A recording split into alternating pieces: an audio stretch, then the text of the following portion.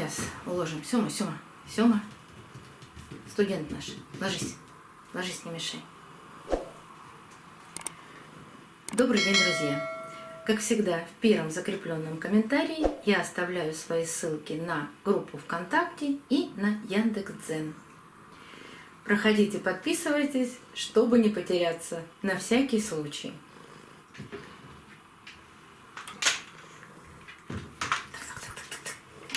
Нельзя сюда.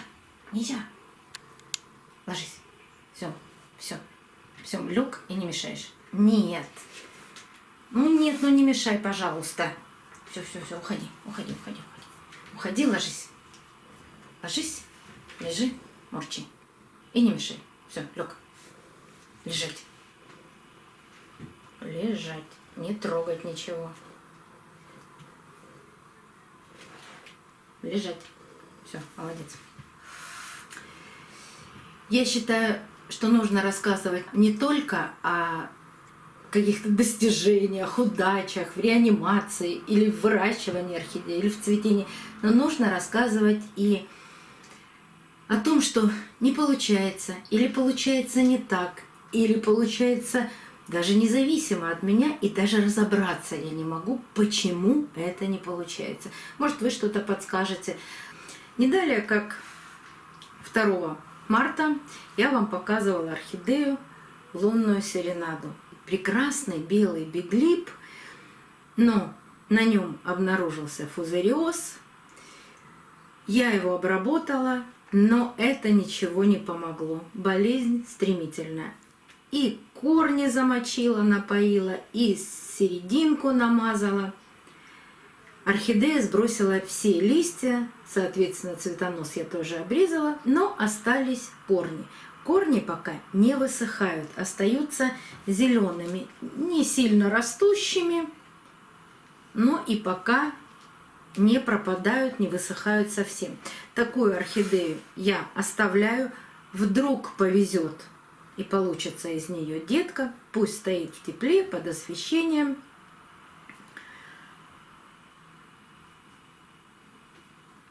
Может, что и выйдет. Посмотрим. Опять же, посмотрим. Здесь остается только надеяться.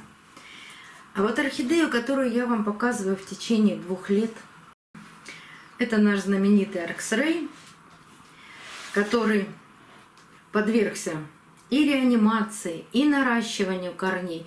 И все было с ним, не могу сказать, что отлично, но он растил листики, все время стоял вот в этой комнате, где я нахожусь. Здесь была еще одна полка. Там было такое же искусственное освещение, как и на этих полках. Очень медленно растил корни, растил листья. Все было хорошо. Но муж мне сделал новый стеллаж. И эта полка была задействована для нового стеллажа. Я перенесла с той же самой лампы, но только другая комната.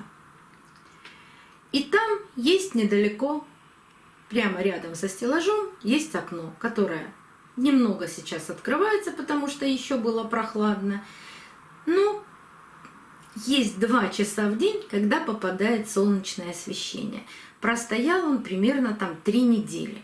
Стоит с теми же орхидеями. Вот вся полка была перенесена так же, как она стояла и в этой комнате. Даже орхидеи стоят в том же порядке, и Аркс-Рэй соответственно.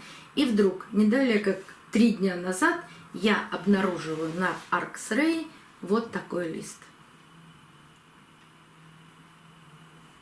Конечно, он был еще зеленый. Сейчас он уже покраснел и пожелтел. Я обнаруживаю вот такие пятна на листе. Сажистый это грибок. Какой это грибок? Это какое-то заболевание. Естественно, я пересмотрела все в интернете, что только могла. Ничего вот абсолютно похожего я не нашла, но какое-то очень похоже на какое-то грибковое заболевание. Рядом с ним не стоит никаких орхидей, которые бы могли передать этот грибок на листья. Причем, если еще в одной комнате я рассказывала недавно про грибок ботритис, эта орхидея даже рядом не стояла с арксреем.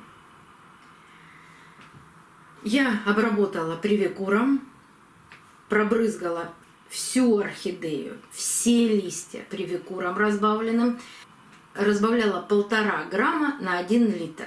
Ни на одном листе больше таких пятен не появилось. Но вы сейчас видите вот эти пятнышки, это как раз такие маленькие, остались от обработки. Она при этом, ну сейчас она у меня полита, мокрая, не видно здесь корней, она при этом осталась с ее родными корнями. Тургор листьев не потерян, жесткие листья стоят. Но вот этот лист, это точка роста. Он наверняка потерян. Я его убирать не буду, пусть сам дожелтит этот лист. Ну и что, если точка роста потеряна, а вдруг он когда-нибудь даст детку? Вот прошло 2 года, и я занимаюсь все время этим арксреем, и то ли это действительно очень слабый сорт, потому что многие написали, не выжили вообще. Вот он у меня выживал и выживает еще пока в течение 2 лет. Что с ним будет происходить дальше, мы будем с вами обязательно наблюдать. Ну вот такая беда приключилась с арксреем. И наши знаменитые веточки цветоносы, срезанные, поставленные на получение детки, в этом году все абсолютно почки дали цветоносы. Я даже не трогаю, думаю, ну может быть еще какая-нибудь одна почечка, но вдруг получится детка. Ничего подобного. Даже из последней нижней почки, вот здесь будет видно, сейчас покажу. Вот нижняя почка у последней веточки, вот тоже вырос цветонос. Вот этот цветонос. И последний раз, когда я вам показывала эти веточки, на одной из веточек, я даже не достаю, чтобы это было понятно, что это та же веточка. Здесь был бутон. Конечно, этот бутон не распустился. Этого даже быть не могло. У веточки не хватает никаких сил для распуска бутонов. Если у вас появился цветонос, выламывайте его сразу, убирайте. Вдруг еще какая-то почка пробудится и будет детка. Я выламывала эти почки, выламывала эти цветоносы, потом решила оставить и посмотреть, ну что же будет происходить дальше. Да ничего, собственно говоря. Но вот там, где был вот этот бутончик, она сейчас опять хочет продолжить растить этот цветонос. И вот здесь опять что-то типа бутончика набирается. Но не хватит сил никаких у этой веточки, потому что она еще начала усыхать. Причем усохла она вот именно до этого нового цветоноса. Вот здесь еще были 2 почечки. Вроде они так набухли. И думала, что ну вдруг хоть из этих почек появятся детки. Нет, остановились, и больше ничего не происходит. Так что я думаю, что вот с этим-то экспериментом можно закончить. Ничего в этом году не получилось. И мой совет. Вот с этим всегда, вот с такими срезанными цветоносами, всегда очень сложно. И поддерживать влажность, и баланс, и водичку наливать. Вот когда заканчивается цветение, и если следующих бутонов цветок не набирает, срежьте до первой живой почки. И большая вероятность, что из пробудившейся почки появится или цветонос, или детка. Цветонос появляется, когда прохладно, детка появляется, когда температура где-то от 25 до 30 градусов тепла. Тогда появляются детки. И с материнским растением эти детки растут значительно лучше, чем на таких срезанных цветоносах. Поэтому не спешите с такими экспериментами. Я уже 2-й раз показываю. 1-й раз получилось в позапрошлом году была одна детка, но она так и не выжила. Им даже корни здесь очень сложно пускать. А на цветоносах мы с вами отсаживали не одну детку, и даже одну цветущую я подарила в прошлом году. И первая детка, которая была пересажена в горшок, она тоже растет.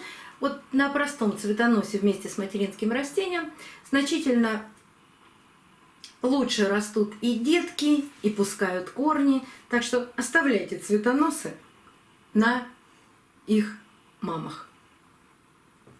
И вполне возможно, что детки будут расти и чувствовать себя значительно лучше. Так что бывают и вот такие незапланированные. Не могу сказать, что это совсем потери. Давайте будем считать, что это какие-то на данный момент неудачи. Но будем за ними наблюдать, по крайней мере, за этими двумя орхидеями, что будет с ними происходить дальше.